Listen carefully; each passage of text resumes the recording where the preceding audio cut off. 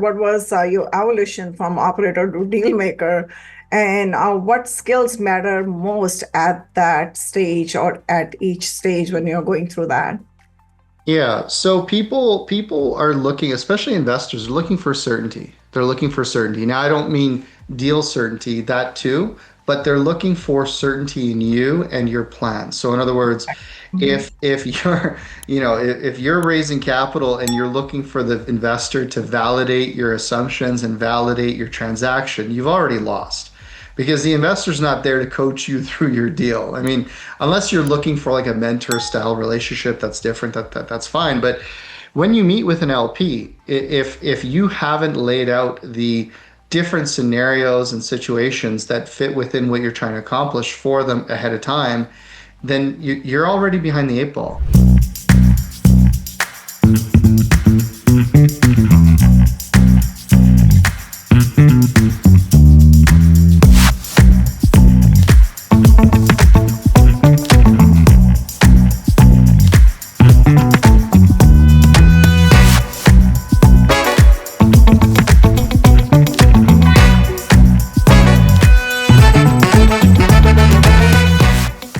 Today's guest is someone who does not just play the game, he rewrites the rules.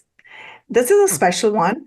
If you have been with us for a long time, you might remember episode number 135 of the Real Estate Vibe Show, where Marcin Drozdz and I had a powerful conversation on the $1 million mindset. That episode was packed with wisdom on raising capital, building trust, and Marcin's easy system that helped close over 1,500 multifamily units. Well, today, Marcin is back, but this time we are taking it deeper.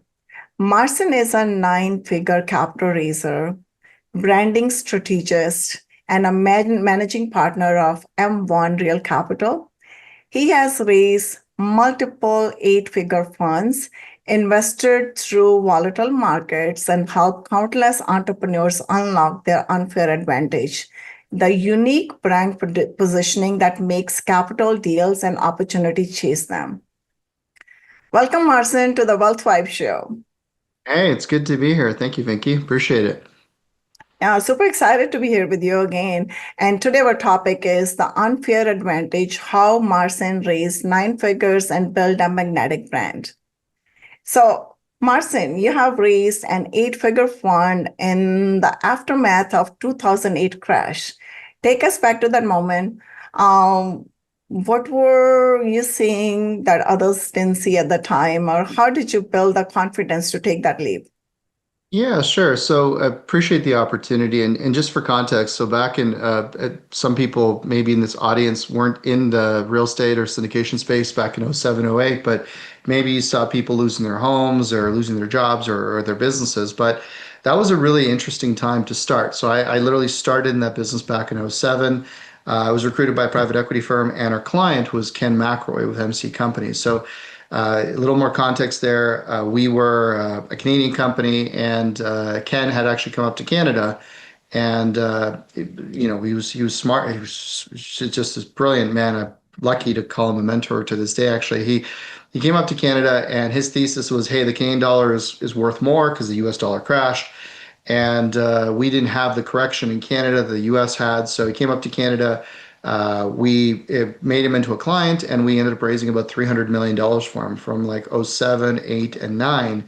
And then, I did that with Ken and his team there for a few years. And, I'm in my early 20s at the time, pardon me, mid 20s at the time. And I'm just like, well, that looks easy. It was not easy, but it looked easy. So I then went out and put together my first fund. At the time I was mid 20s, and our thesis was that the market was still depressed. Mhm. '09, '10, if you remember, it was still, confidence was low, financing was hard. So it was all cash. You had to buy stuff cash. Apartment buildings, medical plazas, anything you wanted to buy was cash. If you had cash, you were king. If you didn't have cash, you couldn't really do anything.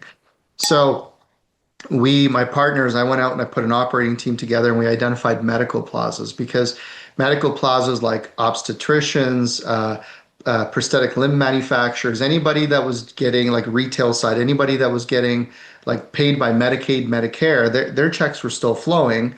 And for them to move their location was disgustingly difficult. So they didn't do it. So they stayed in the retail, the medical retail technically, and the rest of the strip mall was empty. So we were buying these things for like 20 to 40 cents on the dollar. It was but the thing is you had to have cash. You had to have cash because there's no financing. Mhm. So we did it. We ended up raising an eight-figure equity fund, and so the question you had is the unfair advantage. How were we able to do it? Because not only did we raise money during the hardest market, both for MC before and then subsequently for after, but how did we do it through the hardest market and in many cases without the actual deals being identified? So what we ended up doing is leaning on the unfair advantage of the team, the packaging, the positioning you and your offer before you actually had the deals so that when people made their decisions, they were already 80, 90% of the way there on us and the team and whoever else was involved. And then the last 10% was the deal or the fund or the structure, as long as it was consistent with what you packaged earlier on in the process. So I'm happy to walk through that with you here today because that was kind of like the linchpin that made the whole thing work. And since then, 20 years now in the business, I've just repeated that formula over and over and over again. Yeah, I would love to hear that. What was your evolution from operator to deal maker? And what skills matter most at that stage or at each stage when you're going through that? Yeah, so people are looking, especially investors, are looking for certainty. They're looking for certainty. Now, I don't mean deal certainty, that too, but they're looking for certainty in you and your plan. So in other words, Mhm. if you're, if you're raising capital and you're looking for the investor to validate your assumptions and validate your transaction, you've already lost because the investor's not there to coach you through your deal. I mean, unless you're looking for like a mentor style relationship, that's different. That's fine. But when you meet with an LP, if you haven't laid out the different scenarios and situations that fit within what you're trying to accomplish for them ahead of time, then you're already behind the eight ball. Now, I'll give you an example. Okay, so the last deal I did recently here, we bought down in Houston, Texas. So as you guys know, interest rates went up 2023. A lot of people got caught with their pants down on variable rate bridge debt. They went from 3-4% to 8-9+%. A lot of people were upside down. So when this first happened back in 23, I put together a fund and I said, hey guys, there's probably going to be some guys that are caught with the wrong debt on the right property at the wrong time. So I put together a thesis where it was like, hey, we're going to go to Texas. Here's why. Well, here's all the reasons to go to Texas. More specifically, here's all the reasons to go to the Houston or DFW MSAs. Here's what's happening with the jobs, with the net migration, all the high level things. All the lights are green, but there's this Mhm. unique arbitrage situation where people probably got caught with high debt on good assets. So Mhm. we went out, we raised a whole bunch of money, literally in a blind pool. So in other words, my investors didn't know what asset we were buying. They just knew the thesis, the team, and our ability to execute. So they all put money in. We put our money in. And then we had a big bank account where we were able to go out and make really aggressive offers. And that's exactly what we did. We literally went out into the marketplace and we saw transactions where people were in trouble and we started putting offers on them. The one we ended up buying, they initially wanted 16. We paid 11.1 for it. And the reason why we got it for 11.1 is because I was like, well, here's the bank account. And it changed the dynamics of the conversation because that deal had fallen in an escrow twice, if Mhm. not at least twice. Because Nice. financing, because the people that were trying to buy it were still underwriting with the old assumptions, and the lenders had already moved on, but they hadn't. So they had a gap. Whereas I came Mhm. in, I already knew what I was going to write at. So when I made my offer, they didn't like it, but we closed. And fast forward, actually, it's so funny. We literally just did a cash. So believe it or not, we actually did a cash out refinance less than 30 days ago. Most people are doing cash in right now. We just did a cash out. Oh, nice. Yeah. So now you're teaching the entrepreneurs how to tap into their unfair advantage, right? Because I heard you last time too at our conference, you used the same analogy over there. So what does that really mean? And how do we start identifying ours, after learning from you?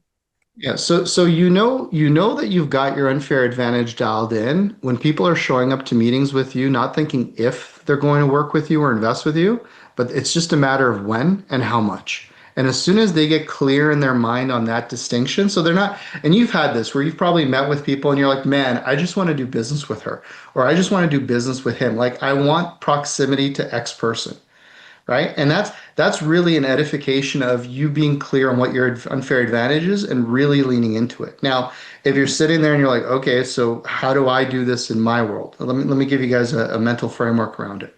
So the first part is your story. So in other words, what is your story, the life's journey you've been on that is yours? Nobody can argue with you that with that experience because that's your unique journey, the story of you, the trials, the tribulations. Think about the hero's journey, if you guys are familiar with that framework from a writing perspective. Or there's the Pixar model, where every Pixar model is made in a specific way.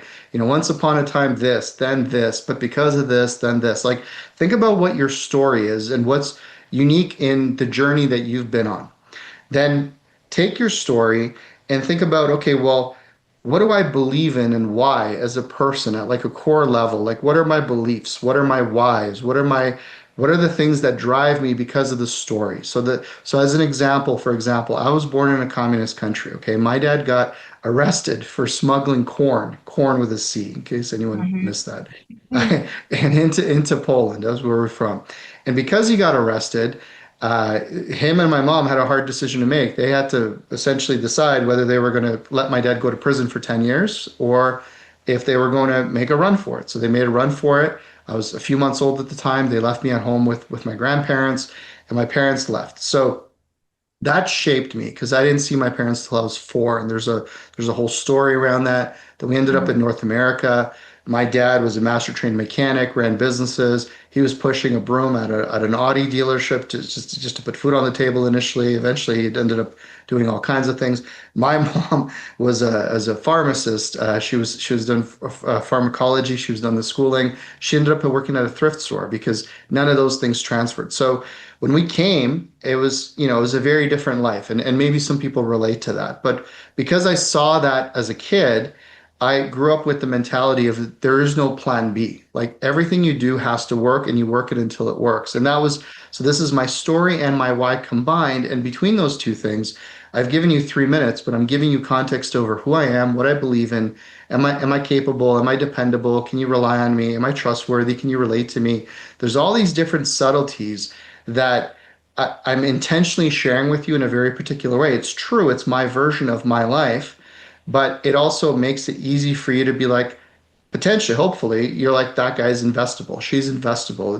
They have values. They look at the world the way I look at the world, right? Mhm. And then here's the important part. So you take your story and your why, and then you multiply it by evidence or proof of those things being true. So as an example, uh, I was recruited into private equity in my early 20s. I did everything required, made hundreds of phone calls, thousands of all the work, all the grind. I, Okay. I literally slept at the office for a few weeks. Like I that's another story altogether. I could tell you another day because the commission checks took a while. So I was living at the Mhm. office. Nobody knew, but my point is, what is the evidence that you can stack?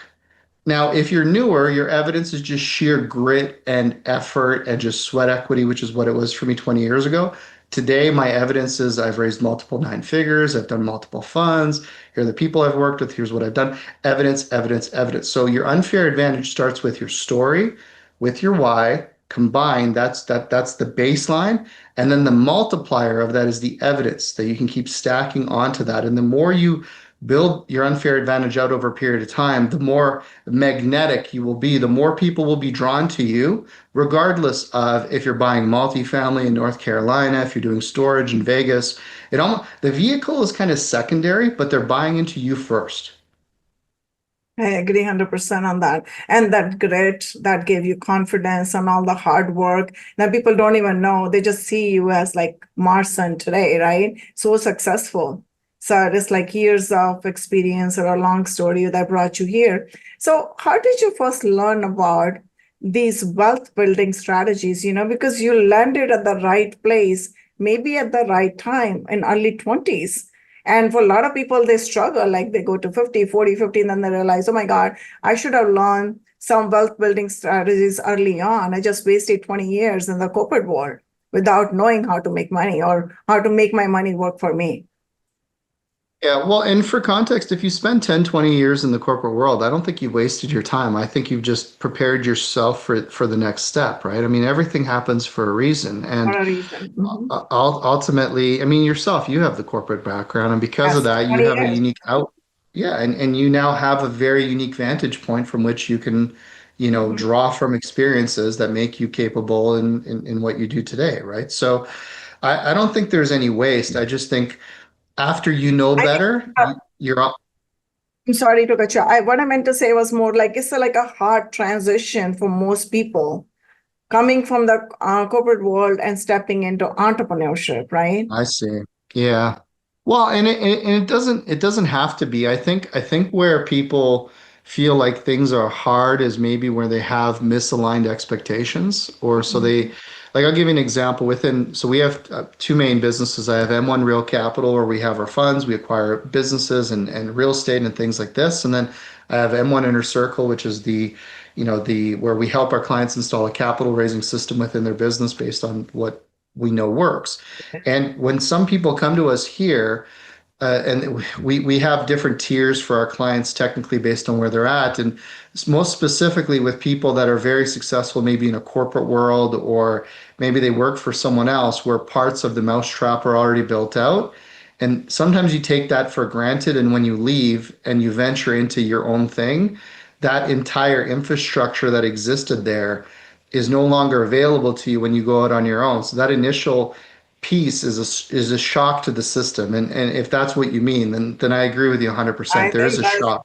yeah, you said it very well. I think more than better than I could explain to anybody because here you're putting all the bells and whistles together because you're Mhm. starting ground zero and connecting all the dots. And Yeah. versus it was like kind of ready made for you, you're just taking a piece of it and running with it. Yeah. That's the biggest Yeah, difference. like I Mhm. can't tell you how many times we have somebody join the community. And all the credit to these people. These we have people within our community that are former investment bankers, fund managers for institutional funds, endowment funds, sovereign wealth funds, all kinds of stuff, and they're used to dealing with you know what to you and I would seem like an incomprehensible amount of money, like billions or multi-billions of dollars, only to get off that ladder and realize that when they have to go and raise the first couple million themselves, it's no longer, hey, we're just going to move around 5 billion on the screen. It's like, no, like you're on Main Street now. You're not on Wall Street. This is Main Street. And that transition is difficult, but it is also where all the wealth is made. Like when you are on Main Street, that's where all the wealth comes from. Well, wealth doesn't come from Wall Street, it comes from Main Street. Wall Street is just where you exchange it, but it actually comes up from Main Street, which is why I love what we do. That's true. I agree on that. So let's go back to my question regarding the wealth building Sure. strategies. You landed at Yeah. the right place at the right time. That's what we're talking about. Yeah, no, thanks for that. So like so many people, I read the book Rich Dad Poor Dad when I was, I think, 14 or 16 years old. I think it was 16. Yeah, I was 16. I read the book and I'm like, oh, I can do that. It just didn't dawn on me that there were obstacles. Now, again, I was clueless. I was unconsciously optimistic because I didn't realize how much work was involved with buying your first property. So I'm like, oh, I can do this. So I ended up buying, I don't know if I ever told you this, but my best friend and I, we ended up buying our first rental property, I think at 18 or 19 years old. Wow. And we bought it, and I immediately learned what negative cash flow was. Because as I also found out, the real estate agent was more interested in selling me the house, and he would tell me, I don't know if it was intentional, but the rent he told me I was going to get, I didn't end up getting. Surprise, surprise. And the property at the time was over $1,000 negative cash flow. So I was like, "Whoa!" Like that was a lot, right? It's a lot Yeah. today, but it was really a lot, 20 years ago. And yeah, we ended up flipping the house. We ended up making a bunch of money, and that just reinforced the habit. I took every penny I had, went to Mhm. conferences, went to events, went to all kinds of different seminars. I bought all kinds of different programs and courses, and I bought good stuff, and I bought I bought crap. Exactly. I bought everything I could afford. Even if I couldn't afford it, I bought it because I just wanted the tools and the techniques. And to answer your question, I mean, so while my buddies were going on spring break and spending money on cruises and trips and going drinking and doing all that other stuff, I was in seminar rooms with people twice, three times my age. I went to Toastmasters to learn public speaking because I didn't know why yet, but I knew that I had to be able to articulate my ideas at some point. And I went to Toastmasters. I was 19 years old, 20 years old. I'm in Toastmasters. I'm nervous as hell. I don't know what I'm doing. People are twice, three times my age, and but I knew I needed that skill. I wasn't sure why yet, but I knew I needed to learn how to articulate my thoughts. So yeah, it was very clear to me that real estate was a wealth builder. I just didn't quite know. Oh, here's the next piece. So initially I didn't quite know how it fit, but then I learned in real estate and actually in all businesses, whether it's private equity or real estate, you have the acquisition of the business or the real estate, you have the asset management, and then you have the capital. You got to capitalize the thing, whether it's debt, equity, or both. So I looked at the three and I'm like, okay, so I obviously spent a lot of time learning acquisitions, asset management, and capital. And then I really decided that my favorite piece together was the capital because that was the one everybody else tried to avoid.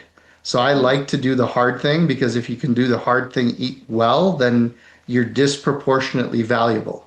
So I decided in my early 20s that I was going to learn how to do the hardest one better than anyone else. And for most people, the hardest one is the capital. So I made that my focus. And then you nailed it. Well, that's pretty awesome. So let's talk Yeah. about your branding. How did you brand yourself and you became this big brand? M1 especially. What is behind M1? Yeah, so M1, it doesn't stand for Marcin one, it stands for the first million's the hardest. Everybody's like, oh, Marcin one. No, no, it stands for the first million is the hardest. Because making your first million, raising your first million, getting your first million in anything is literally the hardest part of this. It literally is the hardest thing to do. I mean, you've raised a lot of money. I'm sure if you look back to that first, maybe the first $1 million, it was like, man, like you're trying to piece it all together, right? So for me, Mine that was that mine was first one, only 350, not even close to a million. right. Just wanna Well, say, yeah, and that's kind of the point, right? So that's where the name of the company came from, and yeah, it's as far as my unfair advantage. So I didn't really get into the whole personal branding thing till COVID came, to be honest with you, Vinky, because before then I was 15 years in the business. I'd already raised multiple nine figures, done a bunch of different things, and what happened was a lot of people started calling me during COVID, and I'm at home like everyone else and asking me questions. And I thought to myself, okay, well, this Zoom thing, let's do this Zoom thing. So I'm like, we'll put on a Zoom on a Saturday. I thought, okay, we'll get on a Saturday, we'll do a Zoom, and I'll just answer everyone's questions. And then, the whole COVID thing will be over, and I'll go back to my life like everyone else. Well, you know how that ended. COVID obviously lasted for a couple of years, depending on where you lived in the country. And so I hop on the Zoom, and what was supposed to be like a 2 hour or 1 hour thing, I ended up spending, I think, 4 or 5 hours, and I didn't script anything. I literally spent half a day because I thought, and there was like 200, I think it was like 200 people came, and so that was weird for me because I'm comfortable on stage, but on a Zoom, it was different because there's all these eyeballs and screens, and it was just I just remember it was weird for me. It was the first time, right?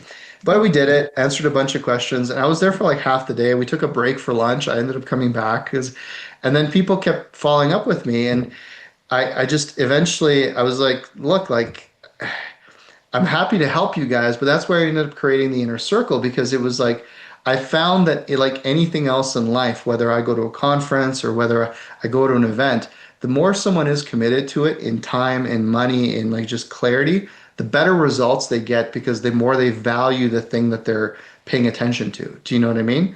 So yes. because initially I wanted to be like this altruistic, hey, we'll help everybody all the time. But the problem was the people that weren't invested in themselves, they didn't do anything with what I told them. And that just pissed me off because you're wasting my time. Like you're wasting my time. And I value my time because I'd rather be with my wife, my kid, I, but the people that would spend any amount of money on themselves would do stuff. So I was like, oh, okay, that makes sense. And then it just turned into a thing. And yeah, it just it grew, it grew, it grew, and we've had the good fortune to help over 1,000 people so far, and within the community, we had a free community as well, and yeah, the branding of it. So to answer your question directly, how did I decide on the branding of myself? Well, I took a step back and I looked around, and all of your listeners should do this if they're active real estate investors or active business owners in whatever area. And I thought to myself, okay, what is the thing, going back to my unfair advantage? I wasn't articulating it at the time, but at the time I was looking at it, I was like, what is the evidence that I have that nobody can dispute? Like, what have I done in spades that everybody's got to be like, yeah, he's done these things. So to me, I was like, okay, well, I did this raise for this. I've done this. I've done this. I looked at all the receipts of all the deals and all the capital and all the things we've raised money for. And I was like, yeah, I've done that. Okay, so I'm looking around online. Who else is positioning themselves that way? No one really there. I mean, there's a few people that are, they have good ideas and whatever it is, but their receipts compared to mine don't even add up. So I was like, okay, cool. I decided to position myself based on my strength, that I could Mhm. actually like irrefutably be like, I've done this, this, this, this, this. So that's where the basis of it came. And the advice for everybody on this on the podcast or anybody who's listening is when you think about yourself in that context, you're like, oh, Marcin, well, I haven't done the things you've done. That's fine. But you've done things. So whether you were in HR for 10 years and you've screened 5,000 candidates, whether you've been in property management and you've walked over 10,000 doors, whether you've I don't know, worked in finance and done over $500 million in loan originations. There's something that maybe you're a garbage collector for the last 20 years and you know Baltimore better than anybody else because you've been on the street for the last That's 20 years and you've seen the good areas, the bad areas.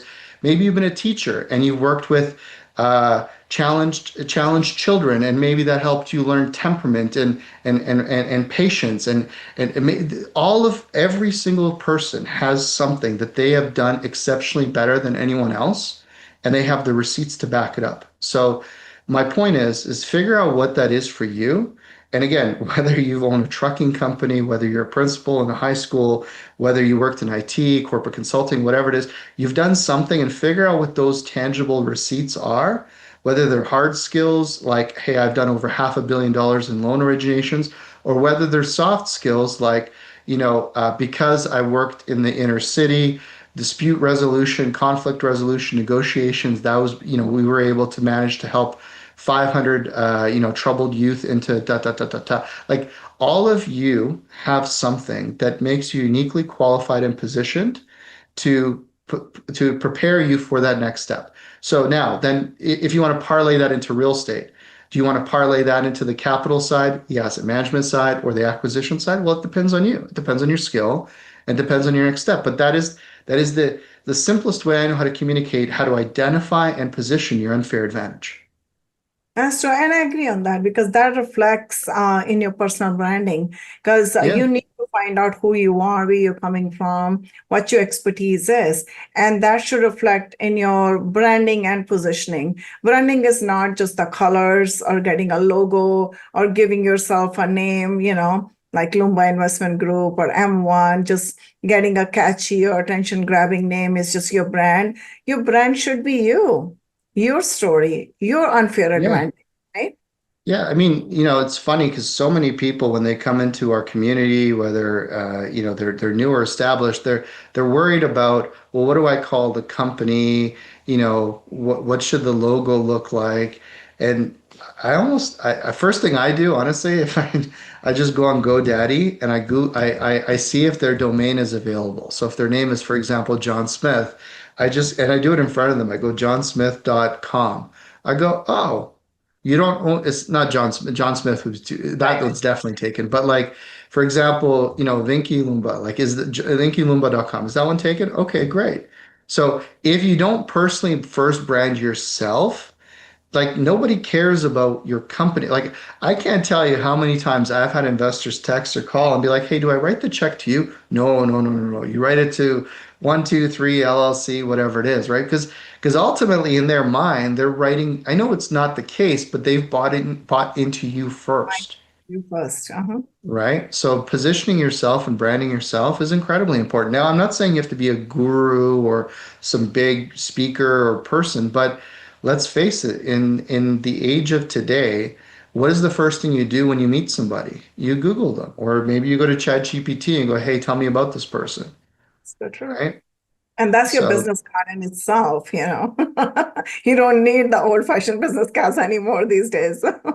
no, I mean even the website. I mean, listen, the so here's a quick tip for everybody. I mean, if you're raised, first of all, do whatever I say. If you take what I say as legal advice, you're an idiot. So go talk to a lawyer first. But my point is your website or your marketing material is not meant to explain everything to your client. It's meant to pique their interest. So That's true. whether it's a website, whether it's an ebook, a magnet, whatever it is, whatever you're doing, a brochure, the job is to get them to want to say, "Hey, I want to talk to her. I want to talk to him." That's all it is. Mhm. It's not meant to the whole deal. I like that. And I like your analogy last time, that garbage in a Gucci bag. Let's talk about that too a little bit, a little bit later. I really wanted to touch on that too. But you know what? I feel like that your branding, your brand is just like a bridge between the trust and the capital. So I wanted to ask you, how does personal branding help entrepreneurs raise more money and close bigger deals, maybe? Because they have created that trust, and I'm going to give you an example. For example, the new person comes in, they don't have no track record, no brand, no positioning, like starting ground Yeah. zero. And I heard multiple times people saying that, oh, you use the sponsor's track record.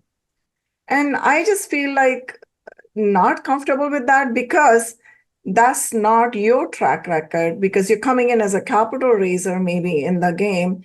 So your track record is all about you, should be about you, because, and your branding, your positioning should be all about you, because you're coming in as an expert. That investor is going to look at it as a mediator who's going to find the deal, who's going to find the right operator to work with, who's going to find the right deal. That's going to resonate with the investor, right? That's your track record, the due diligence piece, and finding the right operator to work with. What are your thoughts on that? Yeah, so I want to build on that because I think the value, and again, it depends on what your involvement is, whether you're assisting on the acquisition, the asset management, and or the capital raising side.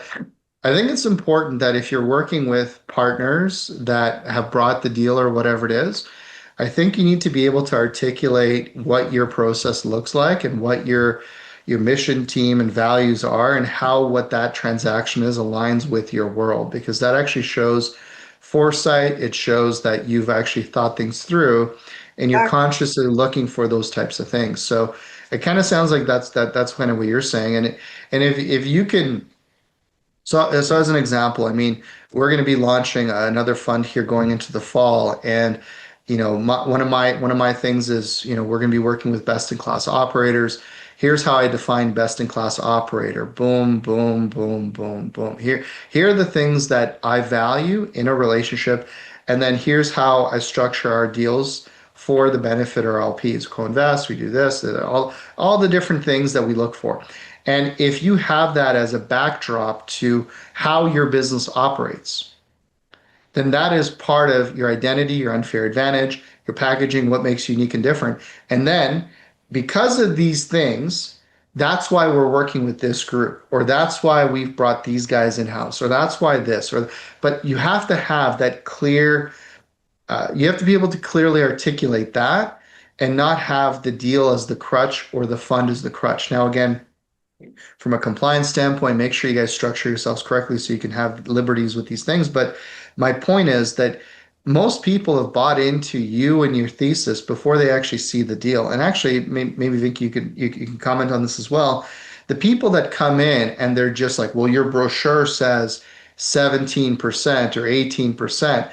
Those clients are nightmare clients. I don't like those investors because I'm not a mortgage. Like you're not shopping for a used car. Like you and I have both been in this business long enough where I can make that performance say whatever you want it to say because I can shorten this, I can increase this, I can decrease that. So I'm not trying to effectively commoditize my business by you becoming like a rate shopper. Like this, again, this isn't a mortgage, this isn't a used car. So if your decision is solely based off what the paperwork says in terms of returns and there's no consideration for all the things of how we mitigate risk, how we structure this, how we do these things. If you don't see value in that, then you should go with someone else because you and I wouldn't be aligned as investors anyway. That's true, but I think that's a hard learned lesson because initially when Yeah. you start, so you just wanted to get in and then just basically trying to work with people around their interests, what they are looking for. You're trying to cater to them basically, But again, like I said, you learn from your own experiences, and that's the best way to learn. Kind of been there, done that, so I can resonate with you on that. Yeah, I mean, look, at the end of ultimately, here's the truth, right? If you're going to have investors, you will only take that check from that one person that you knew you shouldn't have taken a check from, not because you weren't allowed to legally, but because you could tell that they're expectations of you were going to be disproportionate compared to their contribution or disproportionate who knows what like it's funny. I've done deals where the person that puts in $1 million doesn't show up for the calls, but the person who put in 25 or 50 grand has a billion opinions on a billion things that go well beyond the scope of what an LP is supposed to do. So you'll have that experience once or twice, and then you'll eventually know how to flush those clients out and just say, you know what? No, thank you. Exactly. I agree with you 100%. And that's very important. I think that's the reason I say multiple times, it's not that the investors need to vet you. You need to vet the investor too. Are they bringing the right energy to your sphere or no? If they're coming with the wrong negative energy, they're just going to break the whole energy cycle. You don't want to lose your peace of mind or your sleep over just like this $100,000 investment, or maybe, like you said, $25,000, and they're just kind of stressing over that one investor. Yeah. I've done it where people have come in and they weren't aligned, and I was like, you know what? I will buy out your position. I've done it. Here you go. Here's like I've bought out. I've just done it just because I we weren't aligned. Mhm. And I try to avoid that on the front end, but sometimes it happens.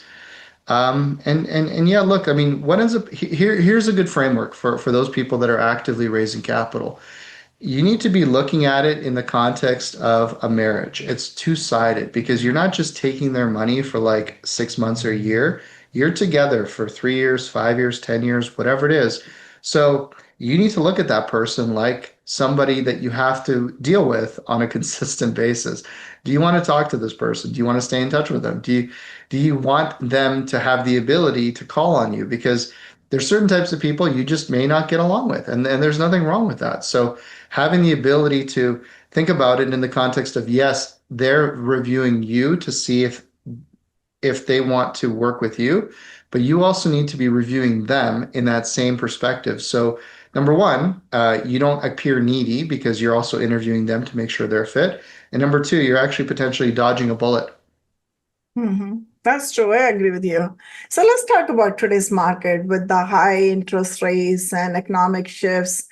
What's changed in the capital raising landscape in 2025, and what strategies are still working, or you might call them, okay, these are the best strategies I might not want it to follow anymore. Sure, yeah. So 2025, you're actually having to sing for your supper. You actually have to work to raise capital, which I'm kind of saying tongue in cheek, only because I started in this business, remember back in '07, '08, when the world crashed last time. So for me, the way the mark, for context, we're not in a crash the way we were back in '07, '08, or not officially anyway, but we weren't in that. So when I started it's like playing a video game on like hard mode. The first time you play it, that's how I got into capital raising. It was on hard mode, expert mode, right out of the gate. So for me, that's all I've always known. So I had to develop all the good habits early because it was tough right out of the gate. And I've kept up those habits over the last 2 decades. So for me, this is just business as usual. And what's really happening, what I'm seeing is a lot of the first timers or a lot of the people that came in for the easy money in the last 3 to 5 years, because everybody was a genius and everybody had a course and everybody had a training program and everybody was crushing it. And, everybody's talking about IRRs and refinances and everybody seemed like a genius last couple of years. So all those guys have quieted down. As I told you earlier, Vicky, like literally, we just had a cash out refi right now in 2025 where everybody else is doing cash ins just to keep deals going. We're cashing out on stuff because we bought well. So I think the strategy for me, honestly, is just business as usual. It's no harder or easier for us because we set those right expectations for us.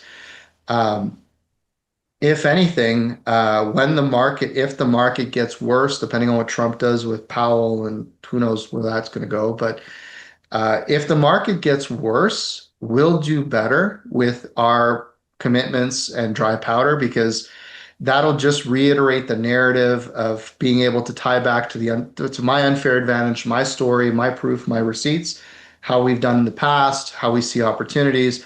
And if the market starts to turn, because let's just say Trump gets the rates down to zero or whatever his goal is, then I think you'll start to see, a reheated market. Now, which way is that going to go? Yeah, I don't know. My crystal ball's not working right now, but as long as like when I talked to Ken McElroy here recently, he's still underwriting like, the rates are high, everything's, upside. Like he's still making the same offers based on where rates are, not where they will be, right? So, Mm. And I think you need to have the foresight, maybe, like you say, be in the preparation mode all the time. Just prepare yourself for the worst. If you're prepared, you have the clarity, you might move or you might be ahead of the game versus just doing everything at the last minute. Oh my God, market is crashing down. Now what do I do? What do I do? So you're not in that chaotic mode. So basically well, planning ahead of time always helps. and so practically speaking, for those with the asset management or acquisition hat on, I mean, when we underwrite on going in cap rates and acquisitions, we used to do for those that aren't as technical, just bear with me here, but we used to do a 10 bip per year increase on the cap on the exit. We're doing a 20 bip per year. So over 5 years, if the going in cap rate is six, we're doing seven on the going out. So, and the Mhm. reason why we were able to do a cash out on the last asset is because, and the brokers are like, no, no way, there's no way the cap rates or whatever. This is 2 years ago.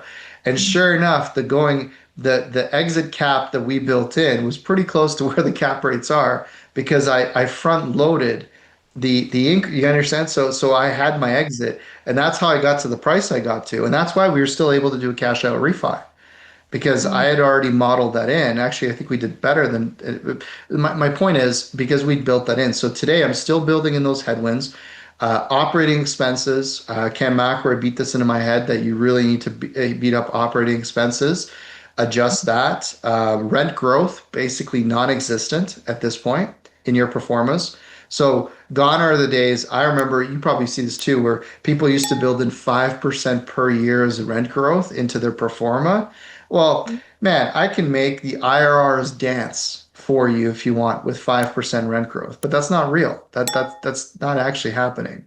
And the other Mhm. thing is guys they were projecting the refi in the middle of the 5 year and they were jacking the IRR because of the refi. But that's not real either because yeah, you got your money back, so it looks like your IRR is higher, but really your actual return is still, question mark, right? I agree So on that. I think that's very important points that you have mentioned, and that's part of the being conservative with your underwriting. That's very, very important. I mean, you can inflate the numbers as much as you want. Like you said, it could look very flashy and good on the paper, but in the actual results is going to be totally different. So let me ask you some advice over here. So what would you say to someone who knows they have something great, but feels invisible to investors? What's one step or one shift would you recommend? hmm, it's a good question. Yeah, so I'll answer your question a little bit more broadly. For me, whenever I want to present a message to the market, I don't go all in on it. I test it first and I see what kind of response I get. So, for example, I have a best-selling book, Unlimited Investor Leads, How to Find People with Money. And before I wrote the book, I wrote an ebook. Before I wrote an ebook, it was a handout. Before it was a handout, I figured out what my clients thought was their biggest constraint, which in my world, they thought they needed more leads. They needed more qualified investor leads. So, and it wasn't originally called Unlimited Investor Leads. I forget various reiterations and titles and subtitles we had for it. But my whole point is if you are trying to get noticed for something specific, only talk about that specific thing and try to say it in multiple different ways and see which one of those ways really connects with the people you're trying to connect with. So good marketing is the ability to say 1,000 things once. Great marketing is saying one thing 1,000 times or 1,000 different ways. And ultimately, out of those 1,000 times or 10 ways or whatever it is, you'll find that one way that you say something and it resonates with people. Okay, great. So that specific way of introducing yourself or your career or your bio or whatever it is, for whatever reason, lands with people. Great. So then maybe you lean into that, right? And then you start to get like the rough, and again, for context, like we speed up that entire process for our clients with the systems that we build for them. But you can get there on your own. It's a reiterative process by sharing your story, sharing your why, figuring out the evidence that you have to make that real, and you'll say something either by accident or on purpose that will really connect with people. And then just really pay attention. You'll see, you can tell when you're connecting with somebody. And then that's the thing that you double down on and repeat over and over and over again and refine the message. And eventually you get to a point where if you have to riff on something for 5 or 10 minutes, you can do it because you have so much to talk about on that one topic that you can just do it. That's true. And it's focusing on one thing. It's not a scattered energy, like we're talking about energy earlier, like the 100% focus, 100% energy going to one thing, because that's maybe your niche, that you can call it your expertise that you're using, or your unfair advantage. I should use that word right Yeah. there because it fits perfectly right here. Because that's your unfair advantage, over others. And then and the other good thing about unfair advantage is nobody can copy that. Nobody can take your script and run with it. And you can't do that either because it's just coming within you, like truly who you are, basically. And that connection is totally different, I think. That's more than transactional relationship right there, right?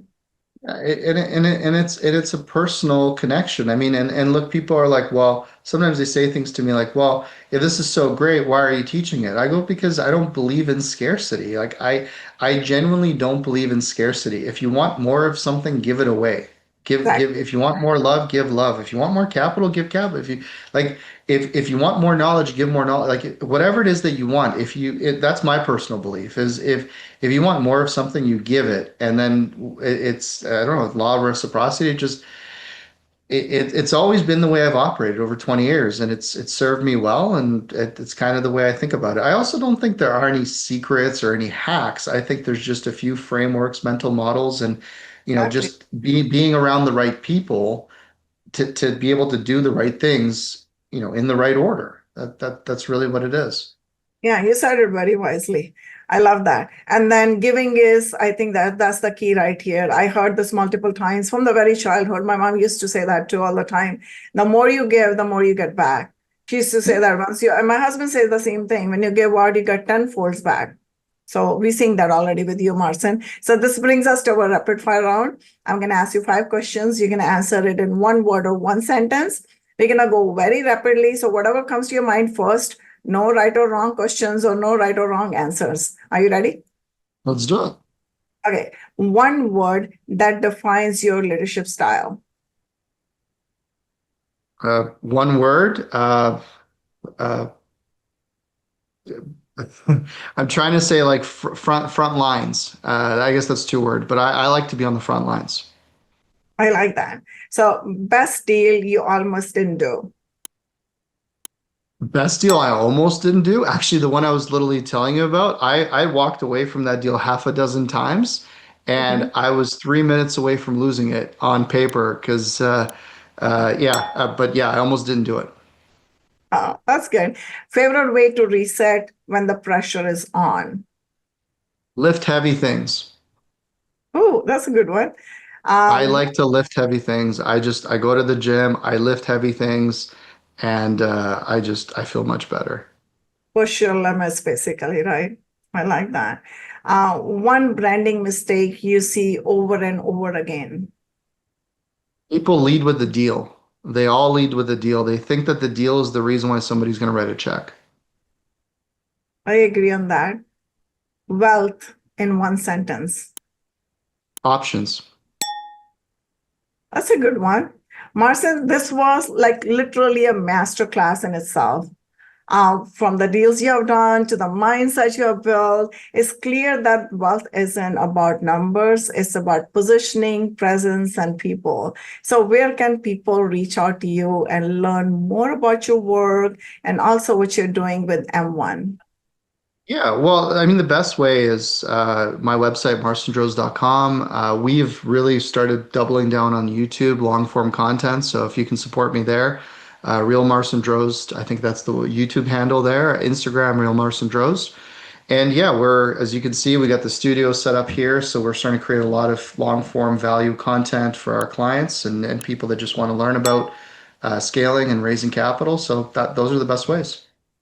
Thank you, Marcin. I love learning everything from you today. And to everyone who's listening, if you take nothing else from this, take this. Your unfair advantage is already within you. The question is, are you activating it? Until next time, tune in, rise up, and live wealthy. Bye for now. Thanks for tuning in to the Wealth Vibe Show. If you enjoyed the episode, be sure to subscribe and leave us a 5-star review. And don't forget your free gift. Download the Busy Professional's Guide to Real Estate Investing at loombainvest.com. See you next time with another amazing guest and another powerful conversation.